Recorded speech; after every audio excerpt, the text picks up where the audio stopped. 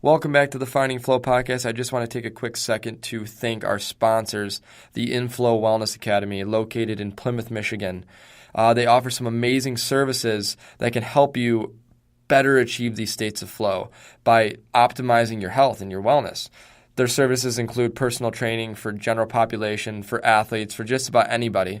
They offer pain modalities like massage therapy, laser therapy, yoga, durability classes, and they're experts in nutrition and supplementation.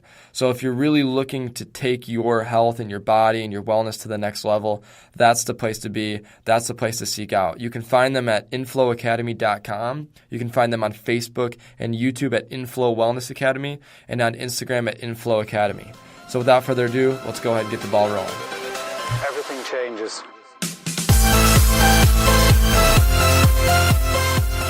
What's going on, guys? Welcome back to another episode of Finding Flow. I'm Kevin Lowers. And Nat.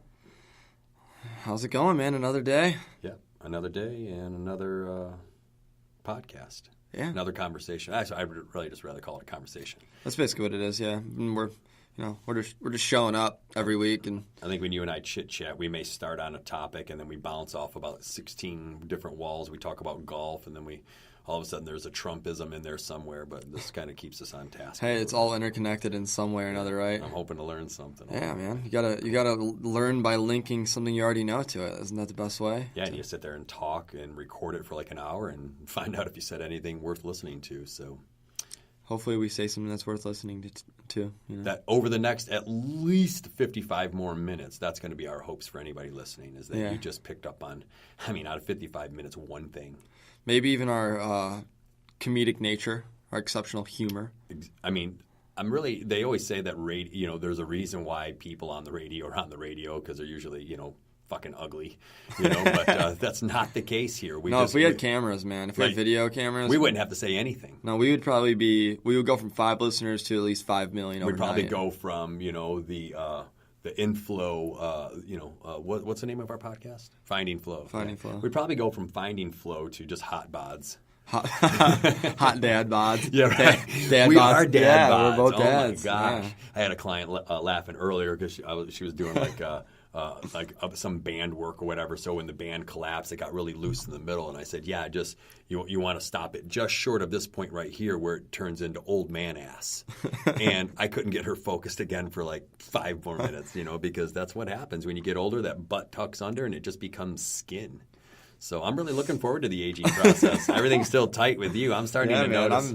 I got my European cut and my hair. Yeah, you can still wear those really aggressive swim shorts. For me, I only have shorts that, they got to come up at least an inch past the knee. Yeah, my nuts may spill out the side at this point. They don't have the same compression. Just the elasticity. Yeah. We need to get some collagen protein into your diet, bro. Well, either that or just is there a certain up. point where you can just wrap a rubber band around them, they kind of fall off, and you just move on? You just got to wear tighter underwear. Well, the super compression. Yeah. I can't breathe. I'm purple above and below it, but they're. It's like getting a vasectomy, but just compressing. That sounds like quite a concept. Yeah, it's the aging process, man. I don't know. I think I could use a tan. I think that would be, if I had the tan on top of everything else, then maybe we would have to get the GoPro in here and start recording so people could just see how much effort I've put into my vanity. Yeah, you think about, looking at like a naked human body, and so we tan, us Michiganders, we run out there and we try to tan for the, the 6 weeks a year that we have sunlight. But again, imagine that naked. It's like you've got completely red chest, a big old white boob, a big old white butt, and maybe some weird tan lines. So I don't really know that. I just like to get the sun for the vitamin D. It's big time, man. There's something about spending the day out in the sun. You're always so tired after too. It just wears you out, but you just feel good. You never regret going to the beach and sitting out in the sun and reading for a couple hours. Not that we ever get to do that here in Michigan, but maybe that's why. I listen to my audiobooks on 2.5 times talk because I don't give myself 2 hours to. Yeah, I get in the car without starting it in the middle of winter with the ice frozen over my windshield. I'm got my head out the window trying to focus on my audiobook, just sitting there going, fuck, Dude, you want to know it's so cold. Want to know what was speaking of cold? Well, I just saw this the other day. It was like minus 89 degrees in Russia, and I'm like, how are there still humans there? Like, I actually didn't feel as bad about where we're located relative to the equator, but I'm like, gosh, like, don't they ever think like, maybe it's time to leave? No, Russians are gnarly humans, man. There was when I was down in they're either badasses or they're the dumbest people on the planet. Probably a little bit of both. Yeah, man. I was down in Toronto last January for the FRC cert, and before I took off, I had a couple hours between the end of the cert and then when my train was taking off in downtown Toronto. So I just stopped and I had to check out of my hotel. So I had all my bags in the middle of downtown. I just walked in. There was no one in this restaurant. And I sit down and I just had a couple glasses of wine and a really good dinner before I was taking off. And I was talking to the bartender because there was no one there. And she was from, I forgot where it was. It was somewhere in Ontario. And it was free. It was January in Toronto. And it's wind, cold, misery, too many people, traffic, bless those people's souls. But she said where she grew up, the average temperature was negative 40. And then she said to me, she goes, but it's not that bad because it's not really windy. Is that kind of like dry heat? That's what I wondered what she said. That's what she said. 120 cooks an egg. Yeah. Okay, but it's dry. Yeah, it's okay. You're not. Why? It's not like Florida, right? Where you just sweat all the time. Right. I'm like, you put me in 120 degrees. You put me in 100 degrees and I'm sweaty. But she was like, yeah, everyone there, their doors are heated, their floors are heated. You have everything's heated. But the way she talked about it was just so interesting because she was just like, it wasn't that bad. I mean, but that's all she knew. You know what I mean? She grew up that way. And then if that's all you know, I think you just acclimate, right? That's the beauty of being a human is the adaptability. You get used to what you're around. There's almost a beauty to it. It's because, again, each person's challenge is relative. People that live in minus 40 year round talk about how it's not so bad. So they obviously find some joy in some aspect of it or whatever. And so, I guess it depends, so if you're talking about weather, as you move closer to the equator, obviously people in the Ohio Valley are going to bitch about something, and then people that are all the way down in Florida are going to bitch about something. And so that's what I feel about even in Michigan where we get the seasons, which I love. I think it's phenomenal. I think you appreciate warm weather after you've gone through hell for fucking 4 months. You know what I mean? And when I hear people say oh, I hate winter, I'm just like, how do you, you can't hate Mother Nature. Right. Move. If it's that bad. Ski. Yeah, do something in the winter. Or just take a minute, take a deep breath, and understand that, it's not that bad. Mm-hmm. It's just not that bad. You have a home and a heated car and a remote start. You're barely even in it. You live in it for 4 months out of the year, but you're barely outside in your it. Car you're is warm, your house is warm, your office is warm. You're always warm. Your microwave, yeah. You know that you're warm. That's why I'm a big advocate of cold. I've been doing cold showers every morning for almost 3 years now, and winters they've changed because my capacity for cold. And there's something about it. And I was having this conversation with a few of my fiance's friends the other day, and I was just explaining them because there is a lot of physiological benefits now coming out, scientifically, what's happening within your physiology, from a biological level when you expose yourself to cold, obviously anti-inflammatory and these kind of things. But there's just something about getting up, early in the morning when you're tired. And you I always take a warm shower and I hang out there for a minute. I got a nice shower, so do a little bit of mobility in there, wash myself, But I finish with as cold as it can possibly go. And after 3 years of doing it every single morning, there's this inner battle, the resistance, what Stephen Pressfield would call resistance in The War of Art, where it's just don't do it, man. You're so warm and comfortable. That's why people don't get out of and bed. I just fucking, I just do it. I just take a big breath in and all you have to do, and that's the crazy thing, it's just one little action of turning that knob from hot to cold. And then you just sit there underneath it, just breathing, going, why am I doing this? Yeah. But then when you're done, you're awake, you're alert, and the best part that I found and why I continue to do it, I think, is that I win. I won that.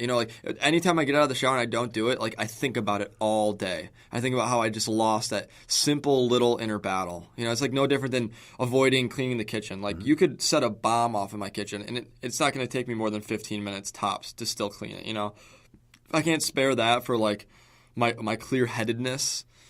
That's pretty cool because you do. We've talked about that because I think a lot of the things that we are going to talk about when we get down to, as we lead into the topic is I think a lot of our podcasts are going to be very similar because there is a very similar undertone to what we are trying to make, I think our personal lives, and then how we're, if it gives me something positive, then I want to give it back. I want to tell somebody about it. Like, hey, I used to think like that, but I started doing this. Try it, At the end of the day, if everybody was happy, it would be like the entire world would be like the Burning Man festival, if everybody would just think the same way and work together. So it's I like winning those small little battles throughout the day because there may be moments later in the day that you don't fucking win. You get stuck behind a train, or you eat a bad meal, or you skip a meal, or you get into an argument with the fiancé, and so at least you'll have one. That's a fun word to say. I know. I was going to interrupt you earlier, and I think from now on you have to say fiancé. Fiancé. Like, don't even finish. I took French in ninth grade. I think I remember Is that French? Like, I did 3 years French. of Spanish, man. You had nothing. No hablo, bro. Yeah, dude. No We went to hablo. funny story. We went to that new Los Tres over there where the old Outback used to be on Middle Belt and 5 Mile. I don't know if you're familiar with that area. I'm from the north, man. Yeah, that's over where that's your old stomping ground, that area. But there's a Los. I think it's a Los Tres over there, and we're there eating, and this guy comes over and he just like doesn't speak any English. It's all like there's some of the people there could speak English pretty good, but like no one spoke it very well. I was like, oh, you guys are doing a good job. But this guy came over and he asked us if we wanted guac, and like he didn't speak any English, and I was just like, I just didn't know what to do, so I was like, yeah, sure. I didn't know he was going to he brought over like a station, and he made fresh guacamole right in front of us. It was phenomenal. Best $8 I've ever spent in my life. Like, cut the 2 avocados, like, put it in this bowl, fresh lime, and made it right in front of us. Damn. But he didn't speak any English, so like, it was like it was depressing almost. I was like, man, like, how cool would it be right now if I could speak a little bit of Spanish and I could have a decent conversation. I could do it all the basics, like the hello, the thank you, the have a good day, the never. That's my favorite, nunca. That's the one thing I remember. Never. But yeah, it was interesting. I was just like, man, I wish I could communicate with him right now. The disconnect is ridiculous. Just make sure that, again, I think for moving forward, I think we have to, even when you get home, like tonight, I think you need to say, hey, fiancé. Good evening, fiancé. What is am I considered a fiancé too? Is that how it works? Or? You're a finance. I just She's give her a the money. fiancé. I just You're give her the the money. financer. Yeah. So it's similar. That's pretty good. Oh man, I like that, man. That's a bit right there when we start a comedy routine. Do we have if all doesn't go well, we're going to have to, because it gets pretty fucking comedic around here. We could just make jokes about how bad we did in business. Yeah, right. Make a business out of it. Remember the magazine I'm going to write, dude? I love Success Magazine, but it's like, 80 full pages of like, you got this, and this is going to be great. How this guy made $1 billion a year. In one day, in 1 minute, what he did, it must have been the Bitcoin. You can do it too. Right, and you can do it too if you just believe in yourself. Give yourself a hug. And but I want to actually publish Unsuccessful Magazine. Like, I want to interview 1 million fucking people that screwed everything up. And now that is where you'll get some real usable information. If I'm going to interview somebody on what not to do, like, I want to interview a bunch of, first of all, people that are almost dying, people, homeless people, and people that have failed in business. I think you'll find life's answers right there, bro. You learn so much from it, and you avoid those same mistakes. And then you can share all these amazing statistics with your fiancé. Hey, man, what do you want to talk about? I don't know. I just got 7 more months of saying that. Then I have to say she's my wife. I think you should stick. Yeah, I'm just going to keep saying. Cancel the wedding. wedding. What if I just kept pushing it back? Let's just be fiancés for a while. This is my fiancé. So like, elegant. You don't even have to finish the word. So elegant. Yeah. This is my wife. Hey, honey. Yeah. Yeah, no. Hey, honey. No gender words should be used anymore. Like, you can't say bro, you can't say brah, you can't say homie. You know what the best part of doing a podcast is not having anybody here to like whine and be sensitive about it. Right. So we can say whatever we want. Somebody's upset. That's okay. At some point. They're probably they're probably gender neutral, non-binary. They don't associate. Everybody's the same. The best one that I've heard so far is I think it's like gender fluidity. Like, they go back and forth from male to woman at any given moment. Yeah, there was a Radiolab podcast on it. I would imagine if I dropped something on my toe, I could probably experience that too. Yeah, I don't know, man. What's going on over there, Ben? I'm gender neutral right now. I'm not Ben. Right. I'm Diane. Right. And Diane wants you to leave her alone. Yeah. It's how convenient. How convenient that you just decided to become Diane when we're supposed to talk about our problems. Fuck. You just offended somebody right I don't there. care. That's fine. It's I don't know. It's just these conversations, man. It's weird. It's just weird that you can't have them. You can't even speak of it without offending somebody. And again, I think being offended is important. It allows you to cultivate your own thinking and what you believe in. But to just lash out at people because they don't align with your thinking is how you create a dictatorship and a society that is withheld from freedom of speech. Yeah, before they're infringing. How about this? How about if I say, I want to be offended by what you just said, but before I get offended, can you kind of maybe build a bridge a little bit between what I'm thinking or what I heard and what you meant by that? You know what I mean? Well, that's one thing that, again, you and I, we do it a lot. We reference our kids because that's really what it is. I'm trying to take my life lessons, give it to the little human that I promised I would look after rather than just, shoving fucking cookies and Cheez-Its in her mouth. I'm actually trying to, build her and grow her and mold her. But one of the things we deal with that we talk about all the time is ignorance. And I don't mean it by saying, oh, that person's ignorant. I'm saying, but they're ignorant to maybe things that you're sensitive about. They're ignorant to this topic. And so just if you prepare better for that, then maybe these conversations might actually be able to happen. Yeah, and ignorance isn't a bad thing. It's just you just haven't been exposed to it. Yeah, exactly. I think too. What I always come back to, I want to say it was Socrates that said, the only thing we know is that we're thinking things. I think it's a really good, if you ever want to just peel back the layers, back to nothingness, to really be as objective as possible, and to understand that your opinion isn't really more important than someone else's. So to just become aggressive because someone doesn't align with what you think makes you the most insane person ever. It makes you a fool, I don't entertain it anymore. I don't know. And some of the stuff I'm seeing nowadays, from my generation, the stuff that makes them upset, man, I want to put them in a cave and make them mine for a year. I want them I want them to do landscaping 12 hours a day, 7 days a week for a whole year. And then I want you to see if you're still upset about somebody saying something to you that doesn't align with your opinion and your beliefs. Get out and just do something. Stop spending all of your time and energy telling other people why they're wrong. Mm-hmm. That's all. And again, even with this podcast, what we're saying, you might not believe in, and you might have found a better way to do it, and that's great.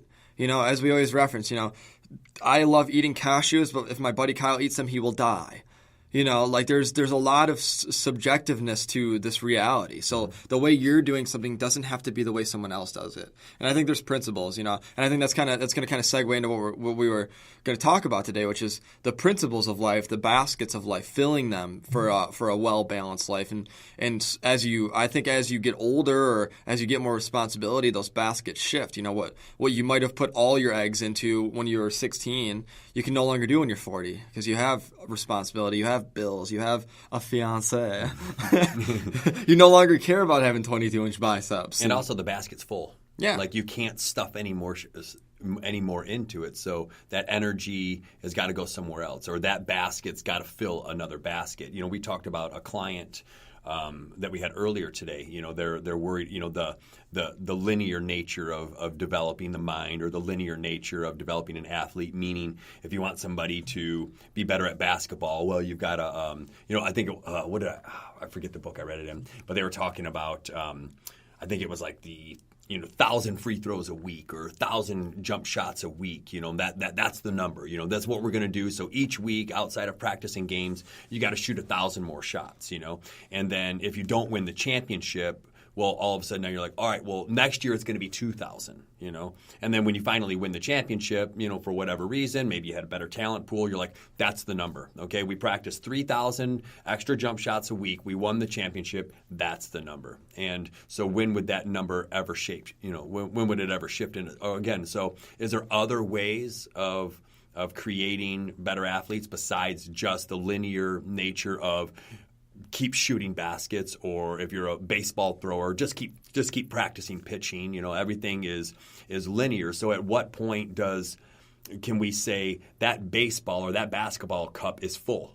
Like you have the athletic tendencies, you understand the mechanics of it. We understand, maybe some structural issues that we have, and we're trying to correct those in the gym. So what is a non-linear way of, what other bucket in this case needs to be filled to enhance that basketball bucket? And this is just a really awesome topic. I'm glad you came up with it, because I want to explore it a little bit. I want to explore the non-linear component to development, or better understanding, or becoming more hopeful where there was hopelessness, so whatever that next stage in thinking that we have to pass through to get closer to, truth, to get closer to that white light, that, that complete understanding and non-dual life that I think we're all seeking, whether we're prophesying it or not. Yeah, I think too, like it always falls into, and we use this a lot in the gym, where principles are few, methods are many, which I think is a good approach that you can blanket over almost any topic.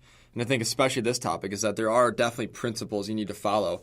And I think there's like you could say principles, pillars, whatever it may be, but to fill all those up in one way or another, and then to find the ratios that work best with your life is a constant balancing act. You know what I mean? And it was something that I can definitely relate to from being so immersed in training and it being my life and not having any other worry in the world. And like as a younger, as a student, where I just don't really have bills. Maybe I work 14 hours a week, to pay my gas bills and to buy, the occasional fifth of brunettes on the weekend to go party. And then I'm just training like 2 or 3 hours a day. And now I have a 4-year-old, a fiance, a job, a business I'm trying to run and build, a mortgage, bills, relationships. And I just no longer can fulfill the need that I once was able to fulfill with my training. So I had a lateral, and it took me a long time to accept that, if that makes sense. Like I just didn't want to at first. I felt like I was getting something taken from me. And it wasn't until I really sat down objectively and reanalyzed my life and realized I just can't be putting this many eggs in this basket anymore, because I'm gonna fatigue, and I'm not gonna be able to be my best. I'm not gonna be able to be the best dad I want to be, the best fiance. I can't stop saying that now, man. You fucked me up. Well, your bucket needs change. Exactly. And that's what it is. We have to identify the different. Buckets are metaphors, just so everybody knows. I have literal buckets at home. Yeah, I actually have buckets. Eggs, yeah, like real eggs, hard boiled. That's what it is. It's like when you're 16, you may only have 3 buckets that need filled. The play bucket, the go to school bucket, and the mind your parents bucket. And so hey mom, hey dad, getting B's on your schoolwork and going to practice every day, the buckets, it's balanced. So it's easy to find balance when you don't have a whole lot of needs. But you had just mentioned, now all of a sudden you have 10 buckets to fill. Okay, so you can't just exercise your mortgage payment. You can't just read books and advance your business all the time. There has to be action steps. There has to be application, and then there has to be an understanding. There has to be understanding of, okay, well, what I'm doing right now is not necessarily giving me the result that I want, so let me look at some other things. Sometimes I think we'll spend time on maybe buckets that don't always, carry over. Again, video games.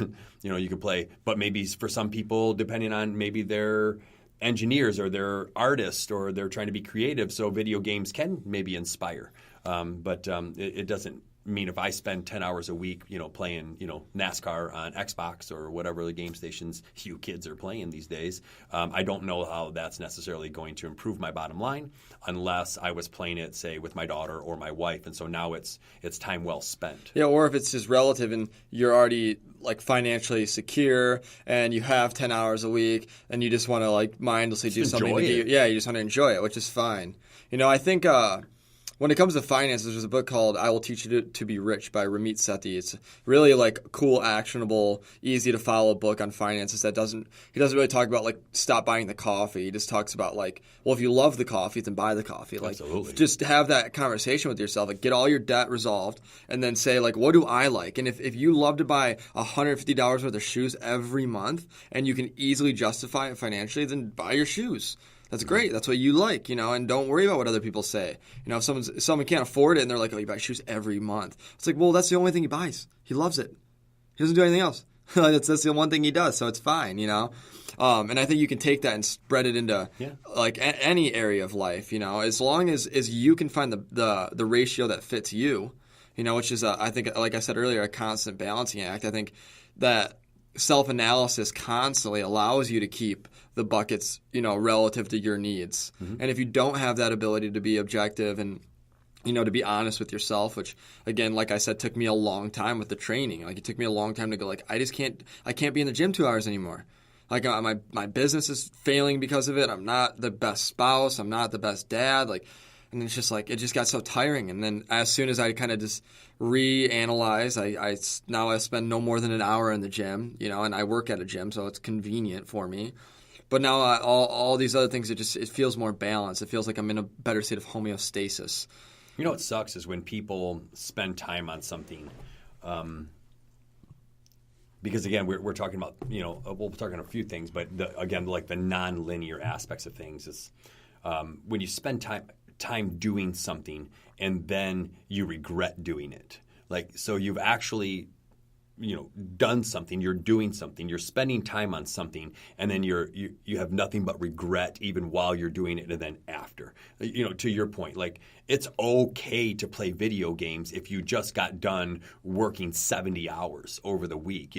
Sometimes we need just to escape and just to get away. So we have to understand that although you're not going to find a whole lot of business strategies that are sponsored by PlayStation, but you just have to understand that downtime, it doesn't matter whether everybody agrees with how you spent it, about how that's filling another bucket. Like, it's filling, again, if you're playing it with your son or daughter, then that's family time. So you're filling the family time bucket, so you don't have to be angry at yourself, man, I shouldn't be playing video games. It wasn't about the video game. It was about the time that you spent with your friend, your buddy, your wife, your kid. Or, again, if you're watching what you eat and you've just been so good, and here come the holidays and you're going to have a piece of apple pie because mama just makes the best apple pie, why don't you just stop and enjoy it? Why don't you stop and reflect? And, I've been very dedicated to watching what I eat. I chew mindfully. I am dedicated to becoming the best version of myself I can be. And then you're going to eat that piece of pie. Make sure you enjoy it. Make sure you actually get something out of it and say, oh my gosh, this is such good pie,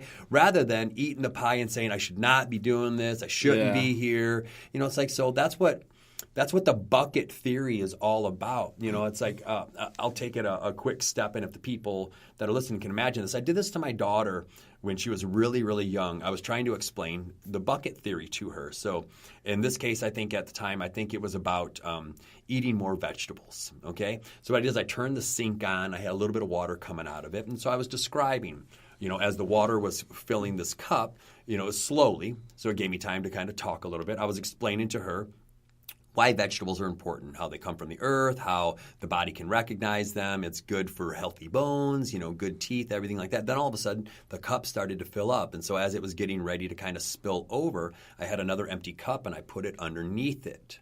And I said, now what's happening here? And she goes, it's filling the other cup, Dad. I go, exactly.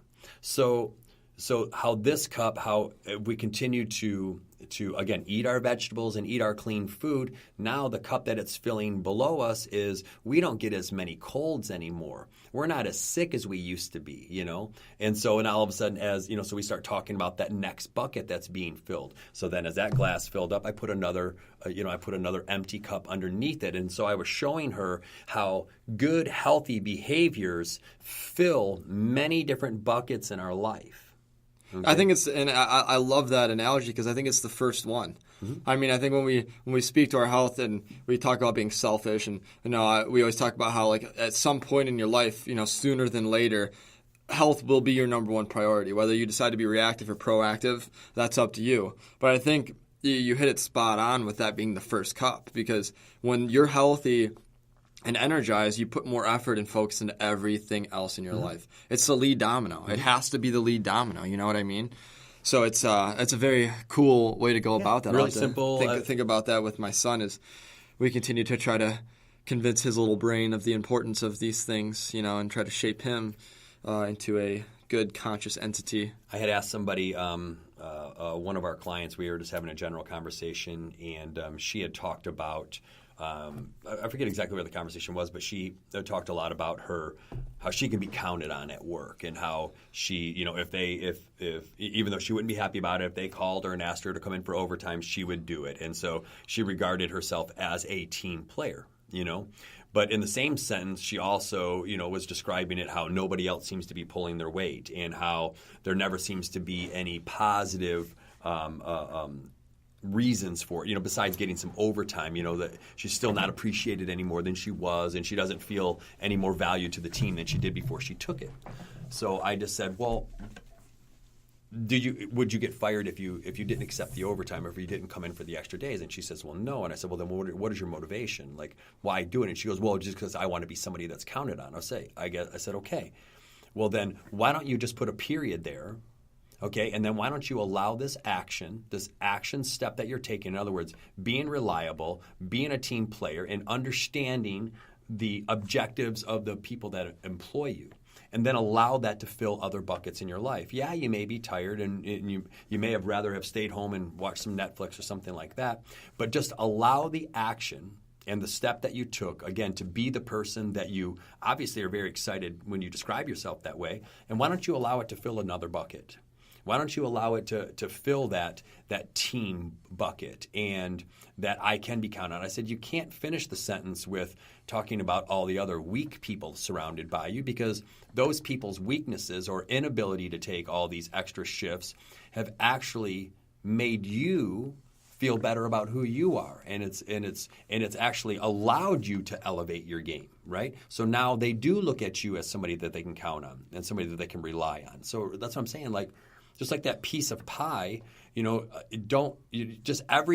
make everything have a value. Don't do the work and then regret doing the work. That's just taking from the bucket. Okay? Allow the work to, even though you're tired and even though you missed your favorite show, allow the extra work to fill maybe another bucket of self-worth that maybe you haven't put any deposits in a while.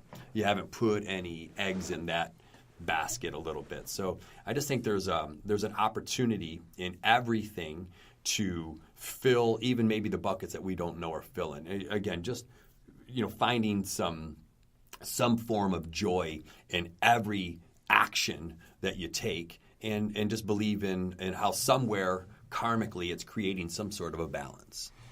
Yeah, that's a tough pill to swallow for some people, because I feel like a lot of people identify with their suffering. You know what I mean? I think that's a weird one that we can brush on. Yeah, it just becomes them.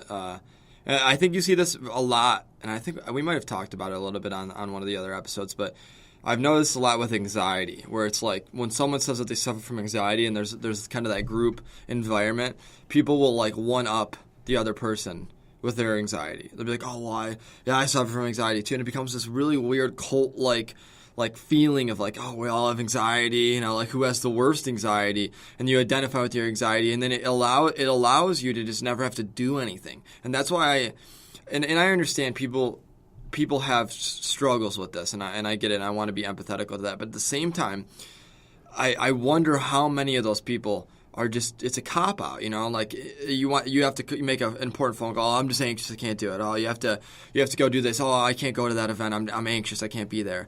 Like, that's very convenient, It's very convenient that you're always anxious when you have to do things that are important. I wonder why you're anxious. Do you think maybe it's because you're putting off these important things? Because I know how the human brain works pretty well. It's one of my favorite areas to study, because I think I'm a little neurotic.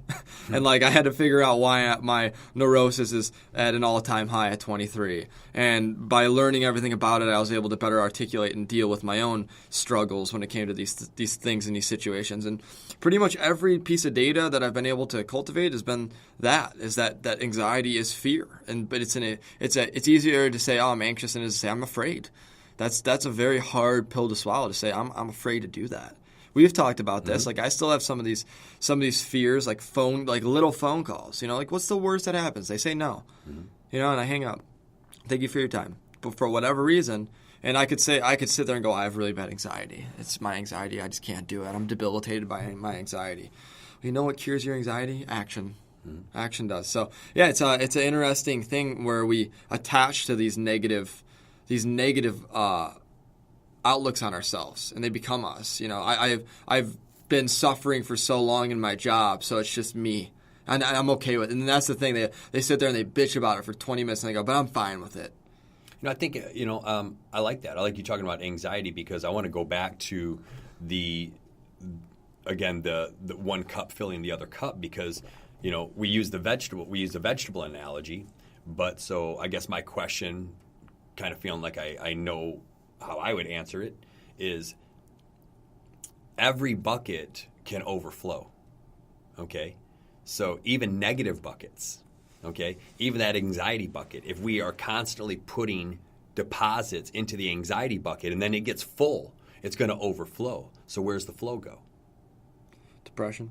Yeah, that's what I'm saying. So does it trickle down into, again, do you have so much anxiety that you struggle going to family gatherings? Do you have so much anxiety that you struggle dating or dating people that actually might even be good for you? Or do you struggle asking for a raise even though you haven't had one in 8 years because of this anxiety? So some buckets are being very deprived. They need to be unpacked. Yes. So you need to go deep and unpack them and Yeah. figure it out because it's not enough. I mean, again, and I think the complacency is death. It falls into everything. And I think becoming complacent with your anxiety instead of being, that having that fixed mindset versus that growth mindset and saying like, yeah, I get anxiety, but like, what do I have to do? That's what I did. When I had my son at 19 and I realized I was going to be thrusted into the world. I'd been going to school my whole life. Like, you're not even a person yet. Like it's a broken system all around. Like nobody in high school said, hey man, you might get out. You might knock your girlfriend up and then have to get a job at a factory and work 70 hours a week and barely pay your bills and raise a kid and get 4 hours of sleep and never see your friends and never do anything fun. Was not in the manual, nobody put that in the instruction manual for life. So it's one of those things too with the anxiety with any of these things. You have to develop that mindset. I think it kind of falls back into where we think of this linear progression versus lateral progression is maybe like stepping back and reading this book is going to be the best thing for you to become a better pitcher because maybe you're anxious when you're on the mound every single time and it doesn't matter how many balls you throw, it's not going to cure your anxiety. Mm-hmm. So maybe you need to do some research on how to get rid of anxiety, how to breathe, like how to cultivate a calm mindset, and now all of a sudden you're a world-class pitcher. We've seen there's a million examples of athletes that go through funks. I go through funks. Everyone goes through funks. It happens. They come through, and you start overthinking things, and now all of a sudden you can't make that free throw. And that's why your brain's a powerful thing in that regard. So, yeah, I think if that bucket overfills and you don't unpack it, you can't live that way, man, because you get in the way of so many other people's growth. When you're constantly just petrified with anxiety, it's like I'm not really sure what that is. Sorry about that. I didn't realize I set an alarm on my phone, and that was kind of a neat ringtone. I know. Were you offended by that? I'm incredibly offended right now. I think we should just call it a day. Not until I get out a couple more points, because I'm back. That filled my ringtone bucket. But, right. that little anxiety and anger that I'm going to channel it. I'm going to channel it, and I'm going to be creative. Yeah, because it's like your life is a pie chart. Your life is a piece of pie. So finding that balance is tough. I think that's why mentors are important, and that's why I think podcasts like this are important. I think, well, whether or not you find this podcast is important, it's up to you, but find a podcast, find a book, find a person, find a mentor, because you don't know the things that you don't know. Life is balance, and your life will be a pie chart. So you will look at your life's entirety when you're on your deathbed, and you're going to have to look at how you displaced your energy, because how you displaced your energy is in fact like your graph. It's like your life graph, in the shape of a pie. So if I spent, if 75% of my pie is in the color red and that was my anxiety piece of pie, there's a lot of other buckets. Like, let's name some buckets. What other buckets are there in life? There's joy, and there's fun, and there's adventure, and there's taking chances, and there's exercise, and there's being mindful. These are little buckets. And I don't think everybody's buckets have to be the same. But I want to look at my bucket, and I think it's okay if my pie chart shows, a little bit more of some than other, as long as that little bit more is something like nutrition, something like exercise, the things that have been, even with science, have been proven to impact other ways of viewing the world, viewing your relationships, viewing your pay scale, viewing your appreciation for even having a job and being able to, and affords you the opportunity to bitch about the things you don't have in your life. So, I just hope when it's all said and done for me that if my pie chart is imbalanced, it's in the ways that actually impacted my life, maybe in ways I wasn't overly focused on. It's kind of like anger. Anger is bad if it translates into fighting, aggressiveness, and withdrawal. But anger can also be channeled, okay? Anger can be coordinated. Like, when I get angry, I get very assertive. Like, I'm just like, fuck it, I'll do it.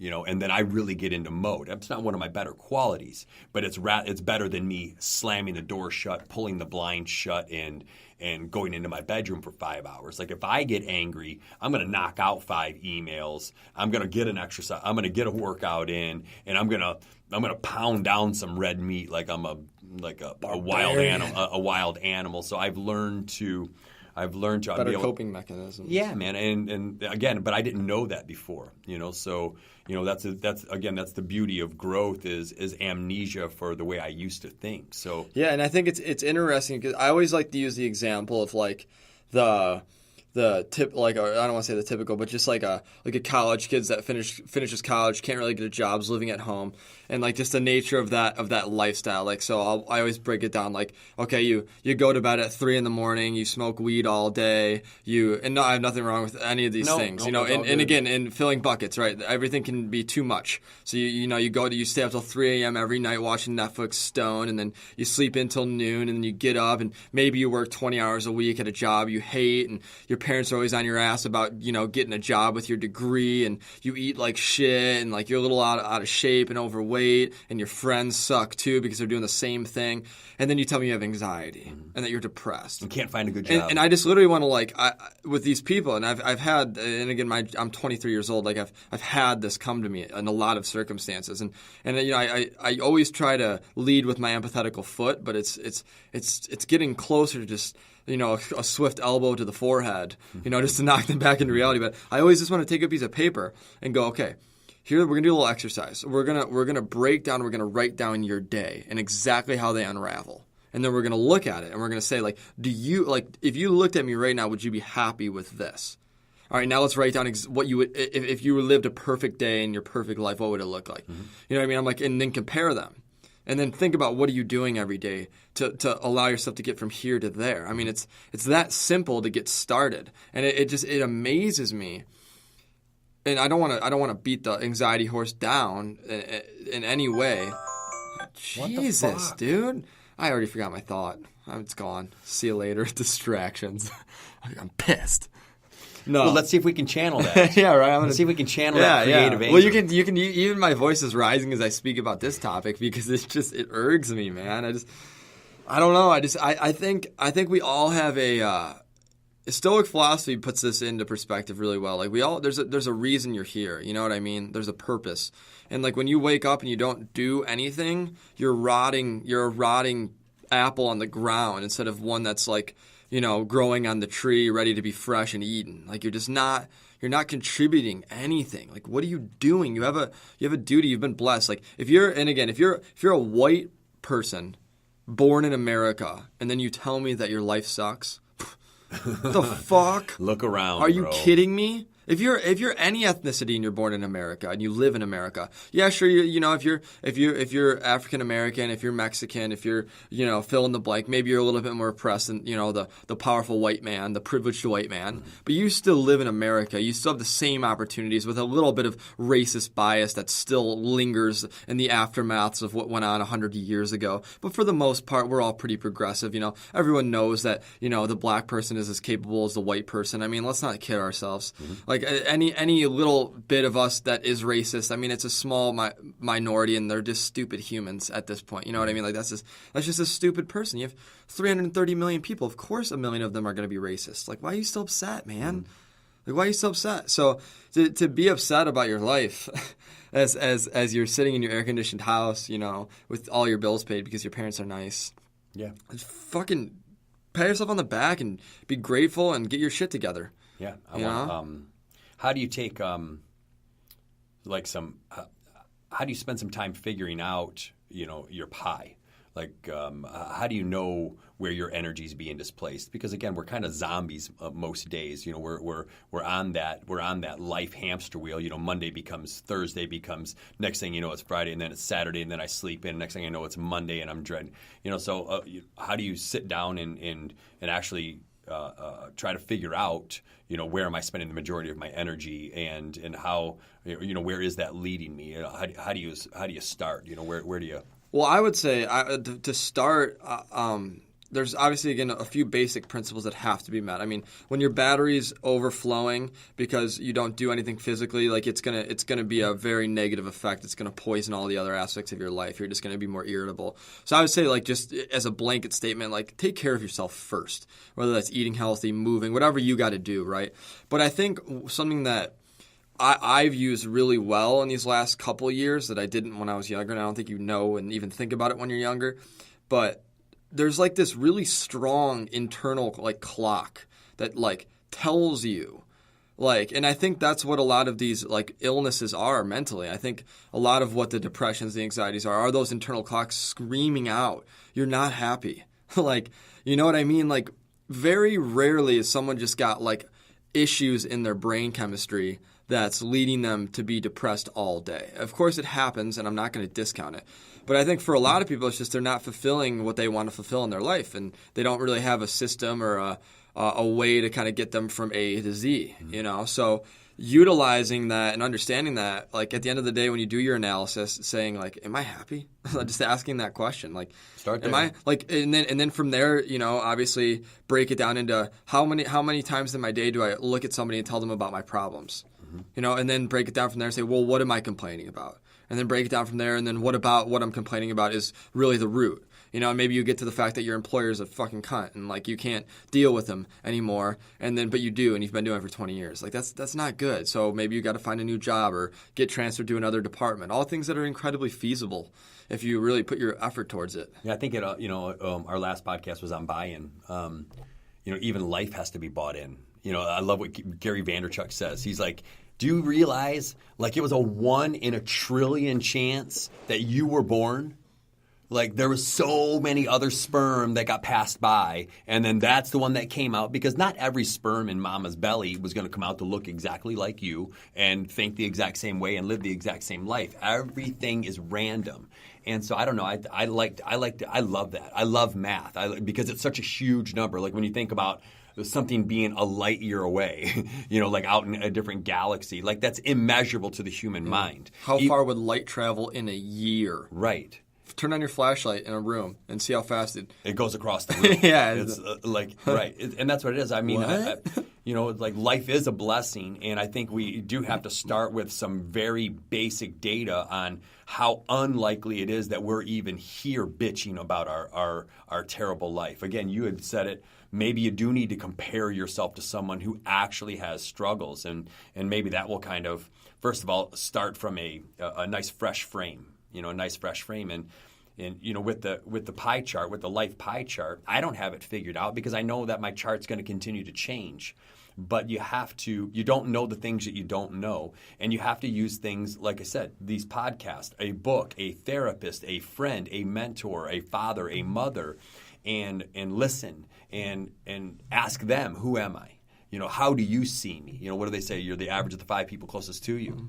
You know, so if you want to know who you are, ask somebody, because you don't fucking know. Never trust your own instincts if you haven't spent any time developing them, right? Yeah. Because your blink instinct is wrong. It's not. A lot of the time it's emotional. You're acting on emotion, which is never good. But you made a really good point to the history. I think about this all the time, and how if we re-engineered our history classes in school, how impactful they could be. Because I hated history in school because it was just always like test taking and memorization and unuseful tips on things that went on a long time ago that I didn't care about when I was 14. But if you can try to like reshape that in a way and make kids understand how fortunate you are to be alive in 2018. I mean, like you peel back the layers 500-600 years, and you got Genghis Khan killing, murdering, raping 70+ million people across the globe. You know, like just shut up. Yeah, I mean, with your problems. Well, even in America, like we bitch about going to work. Well, then let's stop and let's look at the unemployment number. You know, they say it's at what 4 to 5% right now, but that doesn't include a bunch of people who haven't filed for unemployment or who are working part-time. There are millions and millions and millions of people with less than you. And you want to just wake up every Monday morning and fucking bitch about it. You know, how about this? When we drop our children off at school and get our free education, well, people say, oh, it comes from taxes. Like, really? Do you really think the $2,000 in taxes that you pay a year fixes all the roads, pays for everybody's salaries, pays for the education, you know, the pencils, the desk, I mean, give me a break. You don't pay for your education. You give small little fractions of a penny towards it, sure. But it's like, start with being thankful. You know, maybe start with being thankful for life. Start with being thankful for even the way my parents might have screwed up a little bit. But hey, thanks for giving it a good try. You know, thanks for giving it a go. You did the best you could. You know, why don't you thank your teacher? Hey, you know, you probably need to retire at this point, but at least thanks for trying. Thanks for trying to teach me about history, even though I don't get it or feel that I need it. You know, so just we have so many good things, and I think that should be a foundation for people saying, all right, then what can I do? What can I do as an individual? Look, I got my schooling, you know, I got a house, I got a roof, I got a car, I got a job, I have some friends. Okay, what can I do? What can I do to make my best life? I'm going to stop blaming my teachers for not being good enough. I'm going to stop blaming my parents for not mentoring enough. I'm going to stop blaming the education system for not being advanced enough. What can I do? What can I do above and beyond this easy, you know, way that we've been able to start our lives and live our lives? And, you know, that's where I think to live our best life and to get closer to our true design, okay? And that is, well, to me, it's the I amness of existence. It's the understanding of the interconnectedness. I mean, that's a completely different podcast. But the reason I even stopped off and said any of that is because I believe our purpose is huge. I believe it's massive. I believe, the unlikelihood that I'm here and the potential that every human was giving is absolutely massive, and I can't even equate it in my feeble little mind. And so I am encouraged by learning new things. I love finding out ways that I suck, you know, because I know I know that there's something waiting for me when I can work on this a little bit. All right, let's work on how I look at my job every day. You know, being an entrepreneur, I've said that if I had to go back to my old job, which it was kind of machining, I would be very thankful at this point in my life, because where I used to accuse that CEO of not appreciating me enough and not seeing me for my true talent, I think about how many business deals and relationships that these people who run these bigger companies have to cater to, and how many lives are benefited from these companies. I mean, my wife and my kid ate and had shelter because this guy that I refer to as an asshole and the Antichrist, being my boss, doesn't see me for my true value. Yeah? Did I ever see myself for my true value? But I want him to acknowledge me. Did I ever acknowledge myself? And by acknowledging myself, I would have shown more appreciation. I would have shown more understanding. You know what? Maybe he wouldn't have been so much of an asshole. Yeah, it's how do you get, like, it's such a challenge to get to that mindset. You know, like the path to that mindset. We were talking about this last night before some of our clients. If we were just talking about people having these opinions that just have no like reason to have it. Like you don't. It's almost. I don't want to be an asshole and be like you don't deserve an opinion, but you don't really deserve an opinion. Like you haven't put the time and the effort and the work into understanding this concept. You haven't played devil's advocate and looked at both sides. You haven't been objective. You've been 100% emotionally involved, 100% biased, and 100% ego driven in your agenda for this opinion. Like you don't deserve to have one. And that's almost where you were when you were angry at your boss. Yeah. You were almost in this position as a kid who just shows up to this job that he doesn't really like, and you're just shitting on your boss because like he's got and there's probably a lot of underlying factors, like he's more successful than you, he's got more money than you, he's running the firm. I feel I can do his job better than him. Yeah, that kind of shit. Yeah. So just shut up. You don't. And that's the beauty of Mastery by Robert Greene. He alludes to this very well. He talks about you become an apprentice and you shut the fuck up and you listen and you learn and your master might say things you don't like, but you just keep your mouth shut and you plot and you learn and you grow and you observe both the things that you like that he does and the things that you don't like, and then you create it yourself. And 5-10 years from there, you're a master yourself, and now you deserve to have an opinion and you can interject with some intelligence. And again, I say this loosely because I'm giving my opinions on this podcast right now, and I really don't consider myself someone of the highest nature yet.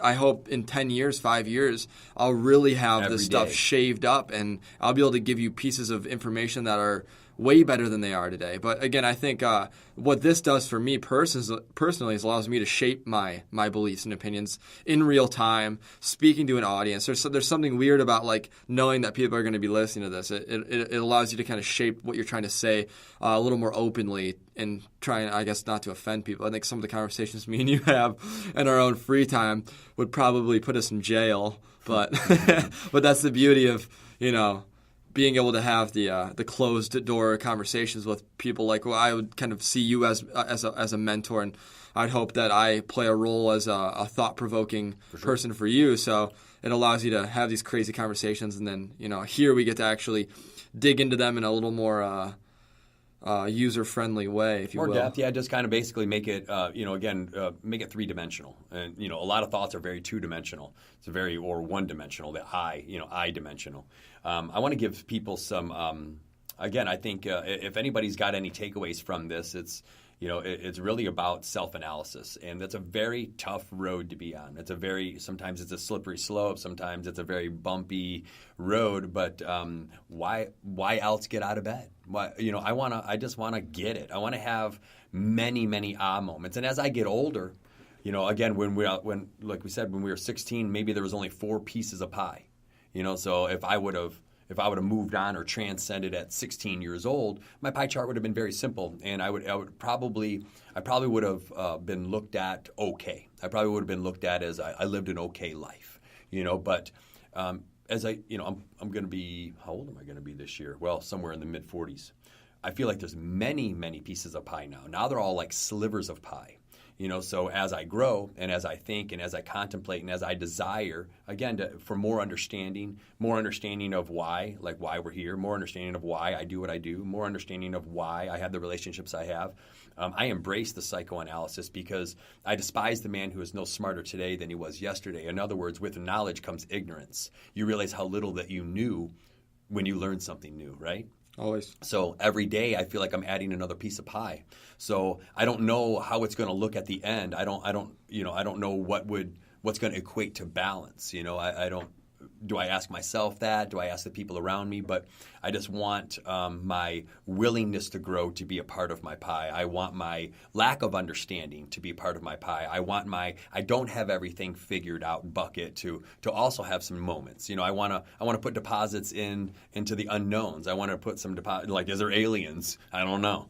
But spend 5 minutes and think about it. So it's like I want there to be many, many, many aspects to the life of Ben, and even just through self-analysis at the end, be very thankful for my willingness to explore, my willingness to explore new topics, my willingness to engage in conversation in these new topics, and challenge people to live a life worth living. We're trying to make things really simple, like exercise, eat better, and love yourself more, and don't hate your boss as much. Those are great.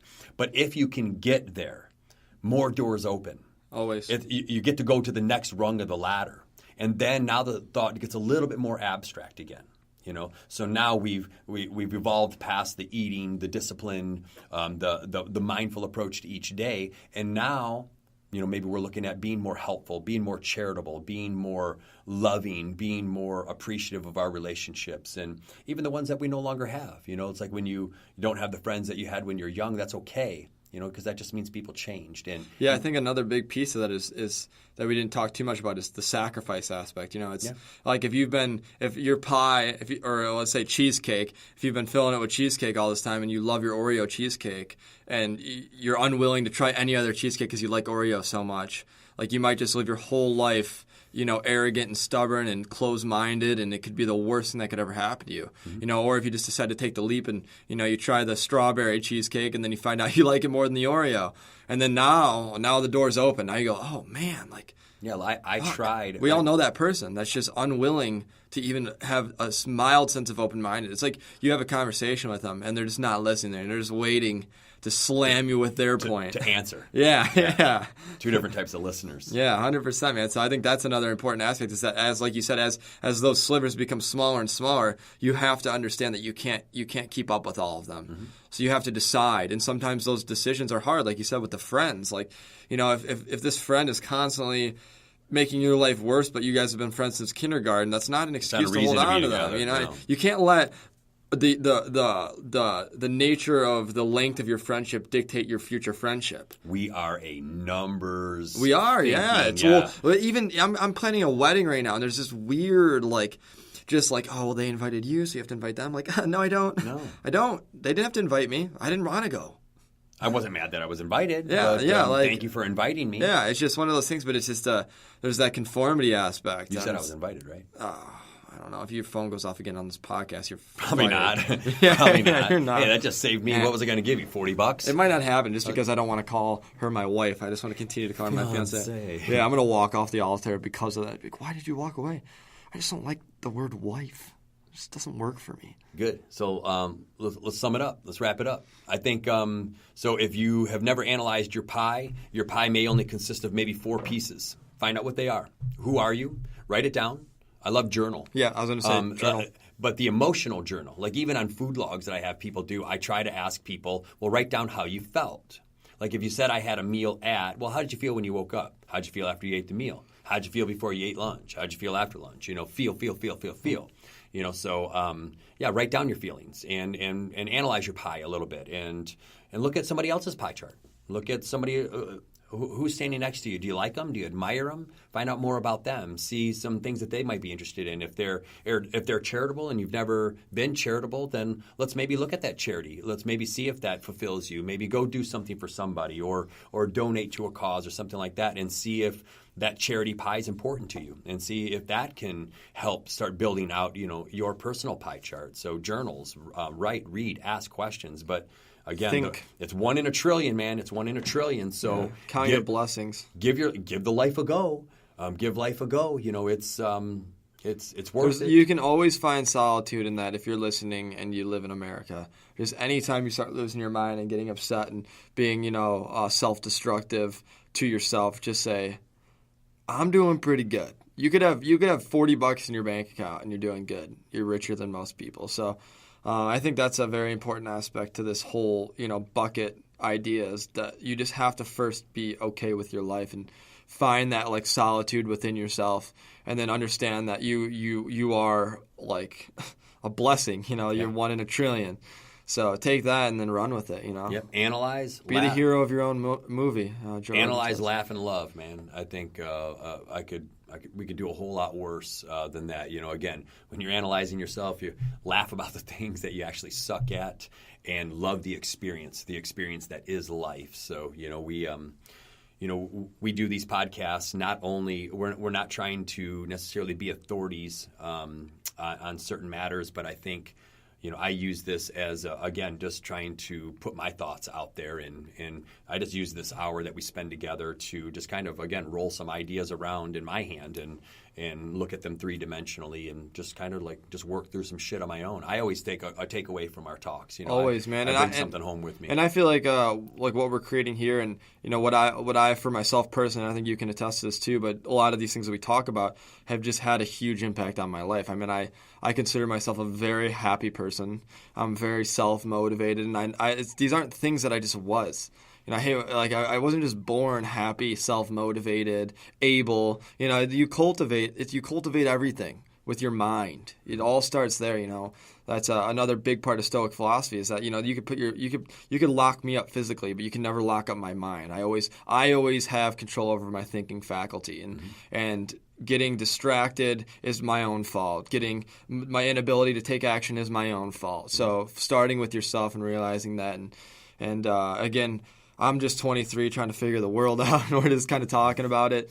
And take everything we say with a grain of salt. Try it out. Let us know if any of it's working. And we're just going to keep putting these podcasts out every week and talking shit. And, they might get deeper and deeper and deeper. Who knows? Reach somebody, get a question out of somebody, give us another topic, just any way that we can analyze and grow, analyze, grow. So. Hell yeah. Well, thanks for tuning in, anybody out there, and we'll see you next week.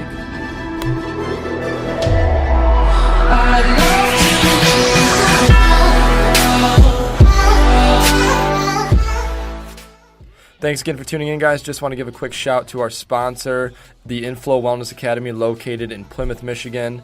Make sure you check them out at inflowacademy.com, on Facebook and YouTube at Inflow Wellness Academy, and Instagram at Inflow Academy. Mention that you're a listener of the Finding Flow podcast and receive some awesome discounts on our exceptional services over at the Inflow Wellness Academy. These services include personal training through semi-private and private. We offer yoga, massage therapy, laser therapy, group classes, just about anything you need to optimize your life. We'll guide you through nutrition. We'll guide you through supplementation. We'll help you build a strong mind and help you achieve a better state of flow on the day-to-day basis. So make sure you check them out. And once again, thanks for tuning in to the Finding Flow podcast.